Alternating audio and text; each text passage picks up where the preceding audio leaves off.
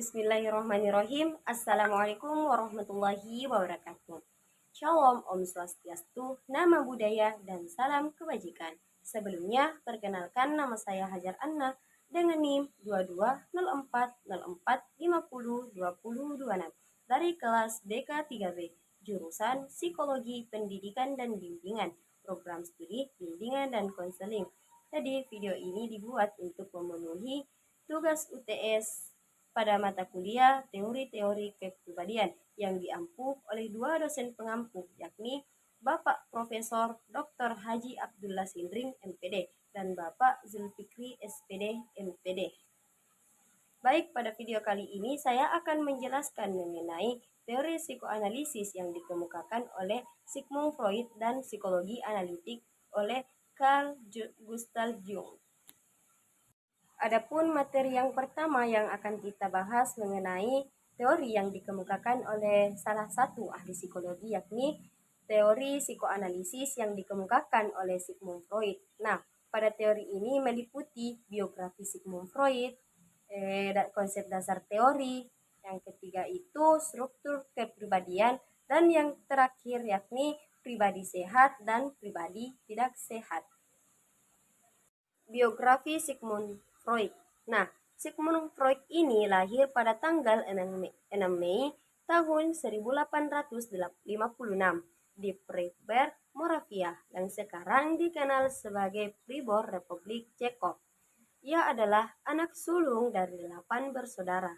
Ayahnya bernama Yakub Freud, adalah pedagang wol yang sukses. Ibunya nama Amalia Nathanson. Nah, ibunya ini merupakan seorang wanita yang ambisius dan memiliki harapan yang besar untuk Sigmund. Nah, Freud tumbuh besar di Wina, Austria, tempat keluarganya pindah ketika ia berusia 4 tahun. Ia adalah siswa yang cerdas dan berprestasi. Ia lulus dari sekolah menengah atas dengan predikat terbaik dan melanjutkan studinya ke Universitas Wina untuk mempelajari ilmu kedokteran. Nah, selama ia kuliah, Freud tertarik pada bidang neurologi dan psikiatri. Ia bekerja di beberapa klinik kejiwaan dan melakukan penelitian tentang gangguan mental. Setelah lulus dari universitas pada tahun 1881, Freud bekerja sebagai asisten dokter di Rumah Sakit Umum Wina.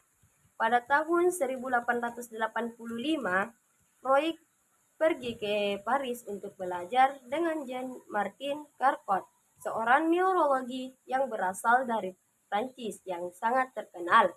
Charcot menggunakan hipnosis untuk mengobati pasien-pasiennya yang mengalami neurosis.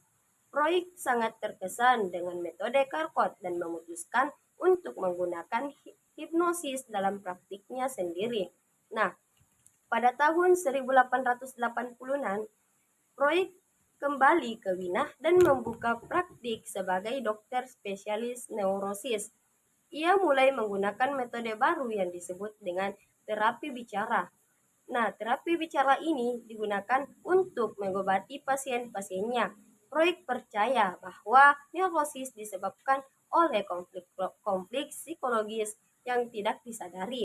Ia menggunakan terapi-terapi bicara untuk membantu pasien-pasiennya mengungkapkan dan mengatasi konflik-konflik yang sedang dialami. Nah, pada tahun 1899, Freud menerbitkan buku yang berjudul The Interpretation of Dreams, yang dianggap sebagai salah satu karya terpenting dalam bidang psikologi.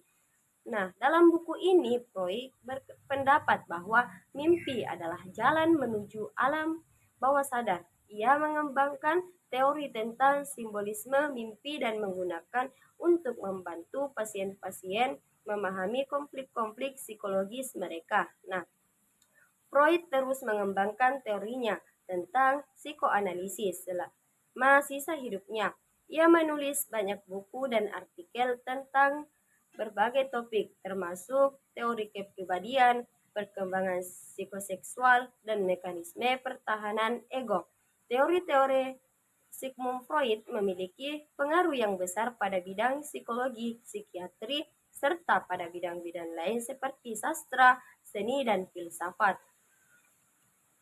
Freud meninggal pada tanggal 23 September 1939 di London, Inggris. Ia berusia 83 tahun. Warisannya terus hidup hingga saat ini. Teori-teorinya masih digunakan oleh psikologi dan psikiatri di seluruh dunia untuk membantu orang-orang mengatasi masalah-masalah psikologis mereka. Konsep dasar teori psikoanalisis yang dikemukakan oleh Sigmund Freud. Yang pertama itu ada alam bawah sadar. Nah, Freud percaya bahwa sebagian besar pikiran dan motivasi kita berada di alam bawah sadar. Ia juga berpendapat bahwa alam bawah sadar adalah tempat energi psikis yang paling kuat dan merupakan sumber banyak perilaku kita. Yang kedua itu konflik psikologis. Nah, Freud percaya bahwa kepribadian manusia dibentuk oleh interaksi dan konflik antara tiga komponen, yakni id, ego, dan superego. Konflik antara ketiga komponen ini dapat menyebabkan kecemasan dan gangguan psikologis. Yang ketiga yaitu tahapan psikoseksual. Nah, Freud percaya bahwa perkembangan kepribadian manusia terjadi melalui serangkaian tahapan psikoseksual. Nah, jika tahapan-tahapan ini tidak terselesaikan dengan sukses, maka dapat menyebabkan masalah kepribadian di kemudian hari. Yang keempat itu mekanisme pertahanan ego. Ego menggunakan mekanisme pertahanan untuk melindungi diri dari kecemasan. Mekanisme pertahanan ini adalah strategi yang tidak disadari yang digunakan untuk mengubah atau memodifikasi pikiran dan perilaku yang menimbulkan kecemasan. Selain itu, teori psikoanalisis ini juga menekankan pada pentingnya hubungan masa kecil dalam perkembangan kepribadian. Freud percaya bahwa pengalaman masa kecil, terutama hubungan dengan orang tua, memiliki dampak yang signifikan terhadap kehidupan kita di kemudian hari. Nah, teori psikoanalisis ini telah banyak dikritik karena dianggap tidak ilmiah dan terlalu deterministik. Namun, teorinya telah memiliki pengaruh yang besar pada bidang psikologi dan psikiatri. Nah, teori-teorinya ini telah membantu kita untuk memahami lebih baik tentang pikiran manusia dan bagaimana cara mengatasi masalah-masalah psikologis. Adapun penerapan atau contoh teori psikoanalisis ini yang dapat kita terapkan dalam kehidupan sehari-hari kita. Yang pertama itu alam bawah sadar. Nah, kita mungkin tidak menyadari mengapa kita berperilaku dengan cara tertentu. Tetapi teori psikoanalisis ini dapat membantu kita untuk memahami motivasi bawah sadar kita. Misalnya, kita mungkin merasa cemas ketika berbicara di depan umum karena kita memiliki konflik psikologis yang tidak disadari tentang harga diri kita. Yang kedua itu konflik psikologis. Nah, semua orang mengalami konflik psikologis dari waktu ke waktu. Teori psikoanalisis ini dapat membantu kita untuk memahami konflik-konflik ini dan mengembangkan cara yang sehat untuk mengatasinya. Kita mungkin merasa konflik antara keinginan kita untuk makan tidak sehat dan keinginan kita untuk makan yang tetap sehat. Yang ketiga itu tahapan psikoseksual. Nah, teori psikoanalisis ini dapat membantu kita untuk memahami bagaimana perkembangan kepribadian kita dipengaruhi oleh pengalaman masa kecil. Misalnya, jika kita tidak menyelesaikan tahapan psikoseksual oral dengan sukses, kita mungkin lebih rentan untuk mengalami masalah dengan kecanduan di kemudian hari. Yang keempat itu atau yang terakhir, mekanisme pertahanan ego. Nah, kita semua menggunakan mekanisme pertahanan ego dari waktu ke waktu. Teori psikoanalisis ini dapat membantu kita untuk memahami mekanisme pertahanan yang kita gunakan dan bagaimana mekanisme tersebut ini mempengaruhi kehidupan kita. Misalnya, kita mungkin menggunakan represi untuk menekankan pikiran atau perasaan yang tidak diinginkan dari kesadaran kita. Struktur kepribadian menurut Sigmund Freud. Nah, menurut Freud ada 3 komponen yang membentuk kepribadian seseorang, yaitu id, ego, dan superego. Nah, interaksi dan konflik antara 3 komponen tersebut itu yang menciptakan kepribadian seseorang. Ego adalah keadaan sadar, id adalah ketidaksadaran, dan superego adalah kerangka moral atau etika yang mengatur bagaimana ego beroperasi. Lebih jelasnya lagi, Freud berpendapat kalau id adalah bagian primitif dan instinktual dari pikiran yang berisi dorongan seksual dan agresif, serta ingatan tersembunyi. Sementara itu, superego beroperasi sebagai kesadaran moral, dan ego adalah bagian realistis yang memediasi antara keinginan dari id dan superego. Nah, lebih lanjutnya lagi saya akan menjelaskan mengenai apa itu id, ego, dan superego. Nah, id adalah komponen kepribadian yang primitif dan naluriah. Id adalah bagian dari ketidaksadaran yang berisi semua dorongan dan impuls, termasuk apa yang disebut libido, sejenis energi seksual umum yang digunakan untuk segala sesuatu, mulai dari naluri bertahan hidup hingga apresiasi seni. It juga agak keras kepala karena ia hanya menanggapi apa yang disebut dengan Freud sebagai prinsip kesenangan, atau jika terasa enak lakukanlah dan tidak ada yang lain. It bisa dibilangi terdiri dari semua komponen kepribadian yang diwariskan atau biologis yang ada sejak lahir, termasuk insting, seks atau kehidupan, eros yang berisi libido, dan insting agresif atau kematian. It adalah bagian impulsif dan tidak sadar dari jiwa yang merespon secara langsung dan segera terhadap dorongan, kebutuhan, dan keinginan dasar. Kepribadian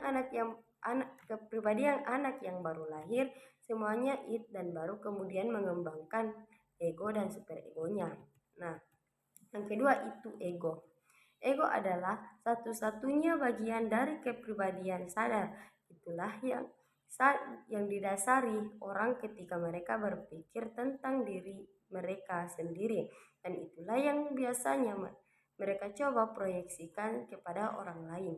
Ego berkembang menjadi perantara antara id yang tidak realistis dan dunia nyata eksternal. Ini adalah komponen pengambilan keputusan dari kepribadian. Idealnya, ego bekerja dengan akal sedangkan id kacau dan tidak masuk akal. Ego beroperasi sesuai dengan prinsip realitasnya, bekerja dengan cara yang realistis untuk memuaskan sesuai dengan prinsip realitasnya, bekerja dengan cara realitas untuk memuaskan tuntutan id, tetapi berusaha sebisa mungkin untuk menghindari konsekuensi negatif dari masyarakat. Ego mempertimbangkan realitas dan norma sosial, etika, dan aturan dalam memutuskan bagaimana cara berperilaku. Yang ketiga atau yang terakhir itu superego. Nah, superego adalah bagian dari ketidaksadaran yang merupakan suara hati nurani atau dalam melakukan apa yang benar, dan sumber kritik diri ini mencerminkan nilai-nilai moral dalam masyarakat sampai taraf tertentu. Seseorang terkadang sadar akan moralitas dan etikanya sendiri, tetapi superego berisi sejumlah besar kode atau larangan yang dikeluarkan sebagian besar secara tidak sadar. Fungsi superego ini adalah untuk mengontrol impuls id, terutama yang dilarang oleh masyarakat seperti seks dan agresi. Ini juga berfungsi untuk membujuk ego untuk beralih ke tujuan moralistik daripada hanya realistis dan berjuang untuk kesempurnaan. Pribadi sehat dan pribadi tidak sehat. Nah, menurut psikoanalisis, kepribadian sehat adalah kepribadian yang mampu mengatasi konflik psikologis dan memenuhi kebutuhannya secara wajar. Nah, pribadi sehat memiliki hubungan yang sehat dengan orang lain, mampu beradaptasi dengan perubahan, dan memiliki rasa diri yang positif. Sedangkan pribadi tidak sehat adalah kepribadian yang tidak mampu mengatasi konflik secara psikologis dan memenuhi kebutuhannya secara wajar. Pribadi tidak sehat ini memiliki hubungan yang tidak sehat dengan orang lain, sulit beradaptasi dengan perubahan, dan memiliki rasa diri yang negatif. Nah, adapun ciri-ciri pribadi sehat dan pribadi tidak sehat pada teori psikoanalisis. Yang pertama itu ciri-ciri pribadi sehat. Nah, yang pertama mampu mengatasi konflik psikologis secara sehat. Yang kedua itu mampu memenuhi kebutuhan secara wajar. Yang ketiga itu memiliki hubungan yang sehat dengan orang lain. Yang keempat mampu beradaptasi dengan perubahannya. Yang kelima atau yang terakhir memiliki rasa diri yang positif. Sedangkan ciri-ciri pribadi tidak sehat itu tidak mampu mengatasi konflik psikologis secara sehat, tidak mampu memenuhi kebutuhannya secara wajar. Yang ketiga itu memiliki hubungan yang tidak sehat dengan orang lain. Yang keempat, sulit beradaptasi dengan perubahan. Yang kelima, memiliki rasa diri yang negatif. Yaitu baik, materi selanjutnya atau materi yang kedua yang saya akan membahas atau menerangkan mengenai teori psikologi analitik yang dikemukakan oleh Carl Gustav Jung. Biografi Carl Gustav Jung atau biasa disebut dengan Jung. Nah, Jung adalah seorang psikologi dan psikiater di Swiss yang lahir pada tanggal 26 Juli 1875 di Keswil, Swiss. Ia adalah pendiri psikologi analitik, sebuah cabang psikologi yang menekankan pentingnya ketidaksadaran dan perkembangan individu. Jung lahir dari keluarga kelas menengah ke atas. Ayahnya adalah seorang pendeta Protestan dan ibunya adalah seorang ahli teologi. Jung memiliki dua saudara perempuan, yaitu Anna dan Helen. Jung memulai studinya kedokteran di Universitas Basel pada tahun 1895. Pada tahun 1900, ia lulus dari universitas dan mulai bekerja sebagai psikiater di rumah sakit Burgolzi di Zurich. Nah, pada tahun 1807, Jung bertemu dengan Sigmund Freud, pendiri psikoanalisis. Jung dan Freud awalnya bekerja sama, tetapi mereka mulai berselisih pendapat pada tahun 1912. Salah satu perbedaan utama mereka adalah tentang konsep ketidaksadaran. Freud percaya bahwa ketidaksadaran terdiri dari ingatan dan keinginan yang ditekan, sedangkan Jung percaya bahwa ketidaksadaran juga mencakup arketipe, yaitu pola pikiran dan perilaku yang diwariskan dari generasi ke generasi. Pada tahun 1913, Jung memutuskan untuk meninggalkan psikoanalisis dan mengembangkan teorinya sendiri tentang psikologi analitik. Teori Jung menekankan pentingnya ketidaksadaran kolektif yang merupakan kumpulan arketip yang dibagikan oleh semua manusia. Jung menghabiskan sisa hidupnya untuk mengembangkan psikologi analitik. Ia menulis banyak buku dan artikel tentang teorinya, dan ia mendirikan Institut Jung di Zurich untuk melatih analisis Jungian. Jadi Jung ini meninggal pada tanggal 6 Juni 1961 di Kuznets, Swiss. Ia meninggal diwariskan yang luas dalam bidang psikologi, dan teorinya terus dipelajari dan dipraktikkan hingga saat ini. Nah, adapun beberapa karya utama yang dikarang oleh Carl Gustav Jung, yang pertama itu Wandlung and Similar der Libido pada tahun 1912. Nah, itu adapun psikologi type yaitu kontribusi Jung untuk psikologi. Jung membuat sejumlah kontribusi penting untuk psikologi, termasuk konsep ketidaksadaran kolektif, teori arketipe, pemahaman baru tentang kepribadian, dan yang keempat itu atau yang terakhir metode terapi psikologis. Konsep ketidaksadaran kolektif adalah salah satu kontribusi Jung yang paling signifikan. Jung percaya bahwa ketidaksadaran kolektif adalah kumpulan arketipe, yaitu pola pikiran dan perilaku yang diwariskan dari generasi ke generasi. Arketipe ini membentuk basis kepribadian kita, dan mereka dapat muncul dalam mimpi, fantasi, dan karya seni. Teori arketipe yang dikemukakan oleh Jung telah memberikan wawasan baru tentang kepribadian manusia. Jung percaya bahwa kepribadian kita tidak hanya dibentuk oleh pengalaman kita, tetapi juga oleh pengalaman kolektif umat manusia. Jung juga membuat kontribusi penting untuk metode terapi psikologis. Ia mengembangkan metode terapi yang disebut analisis psikologis, yang berfokus pada pemahaman ketidaksadaran pasien.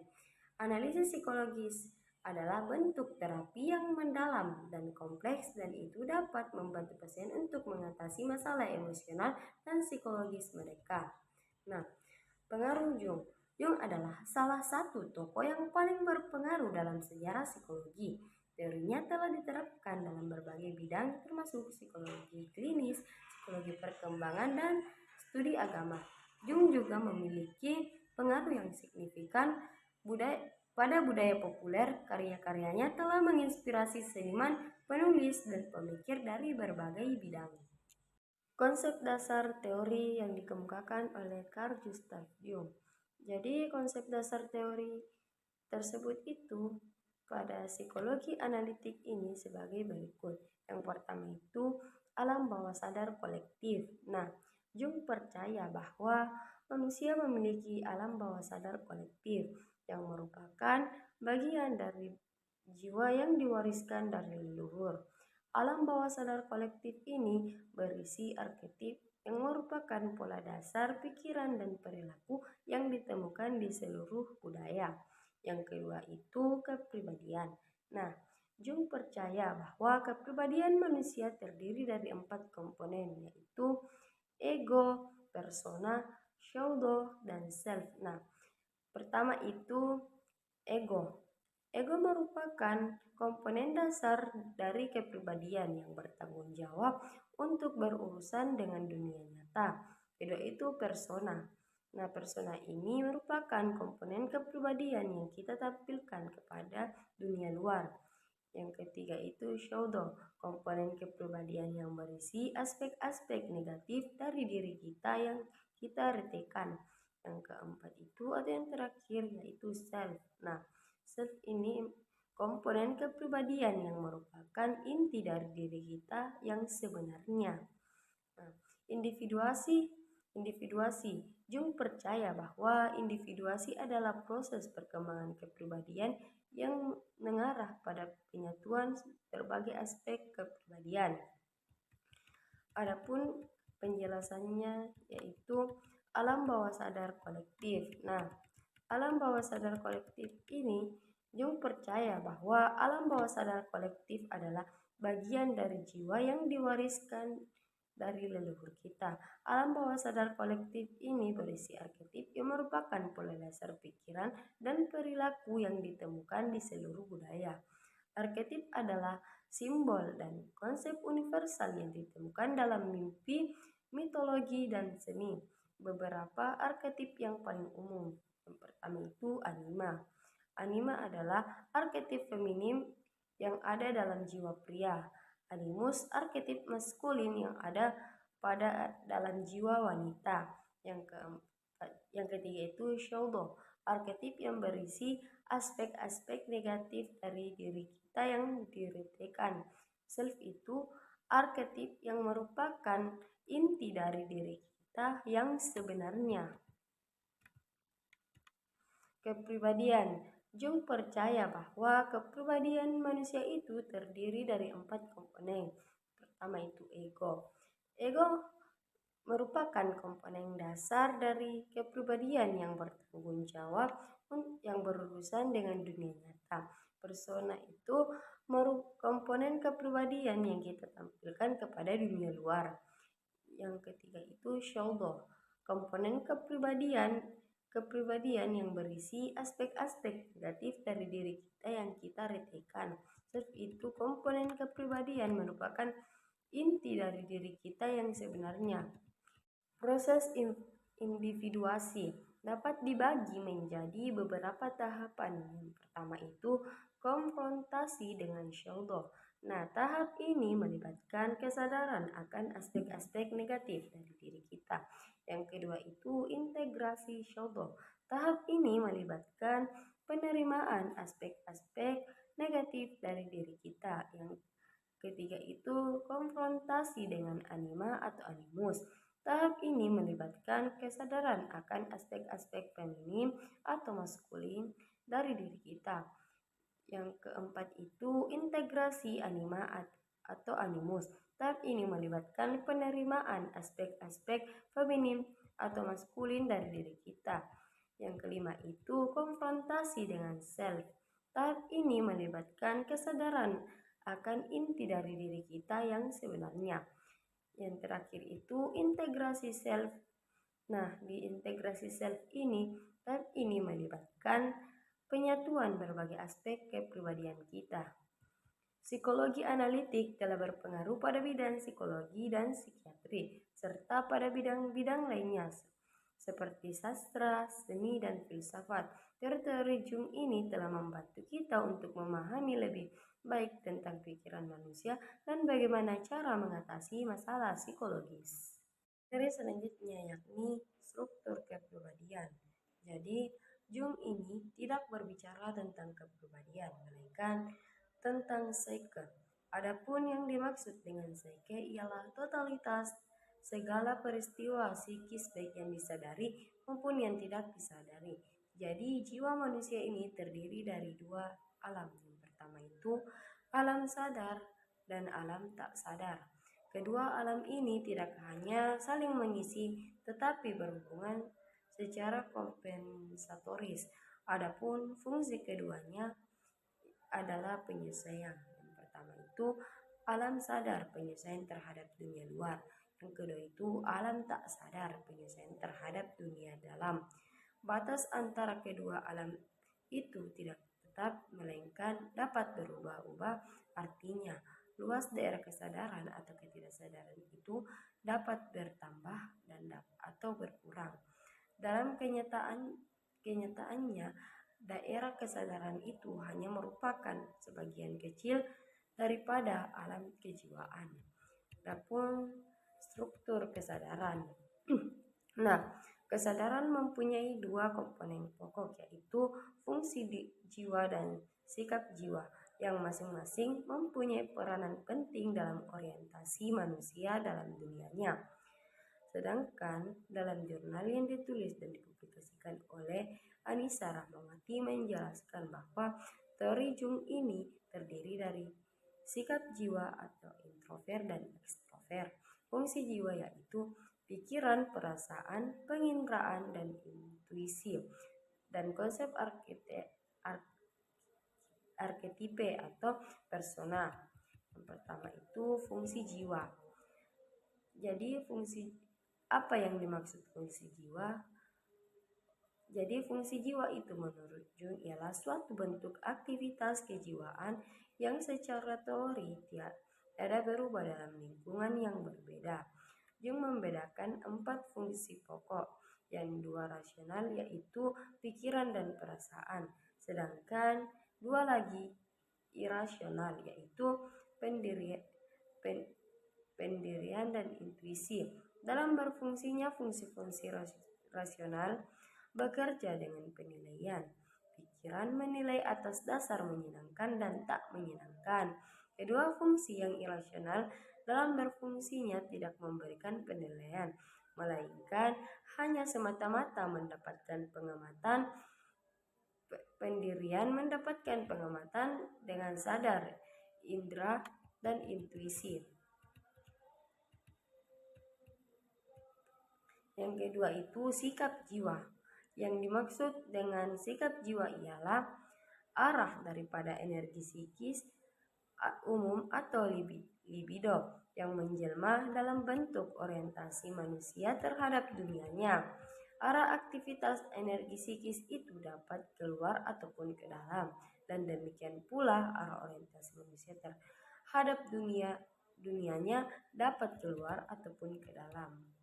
Nah, jadi berdasarkan sikap jiwanya manusia dapat digolongkan menjadi dua tipe, yaitu manusia-manusia yang bertipe ekstravers dan manusia-manusia yang bertipe introvers. Yang ketiga itu tipologi Jung. Nah, dengan mendasarkan pada dua komponen pokok daripada kesadaran itu, sampailah Jung pada 4 kali 2 atau 8 tipe. 4 tipe ekstrovers dan 4 lagi tipe introvers. Dalam membuat pencandaraan mengenai tipe-tipe tersebut selalu dikupas juga kehidupan alam tak sadar, yang baginya merupakan realitas yang sama dengan kehidupan alam sadar. Kehidupan alam tak sadar itu berlawanan dengan kehidupan alam sadar. Jadi dapat disimpulkan bahwa orang yang kesadarannya bertipe pemikir, maka ketidaksadarannya adalah perasa.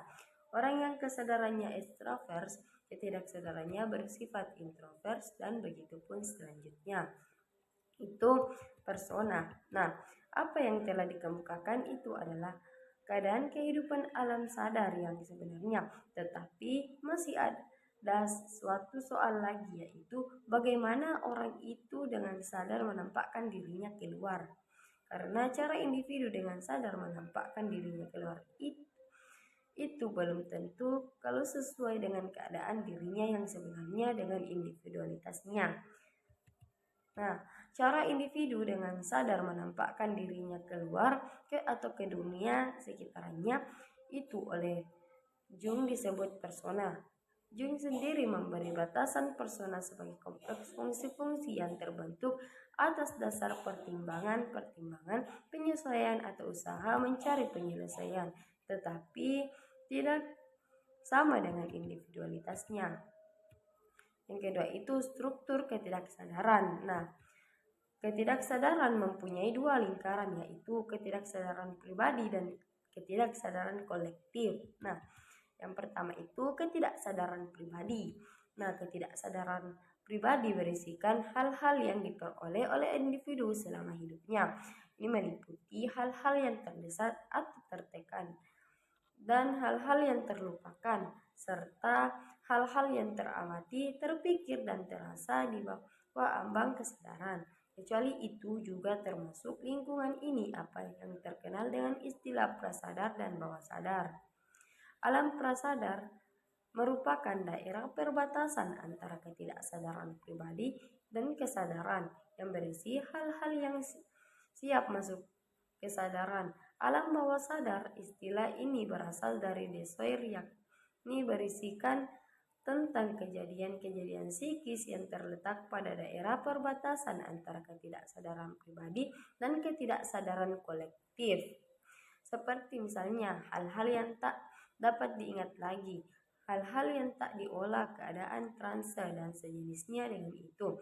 Kalau digambarkan kesadaran terletak di atas dan ketidaksadaran di bawah, maka dapat dikatakan alam prasadar pribadi yang paling atas dan paling dekat dengan kesadaran.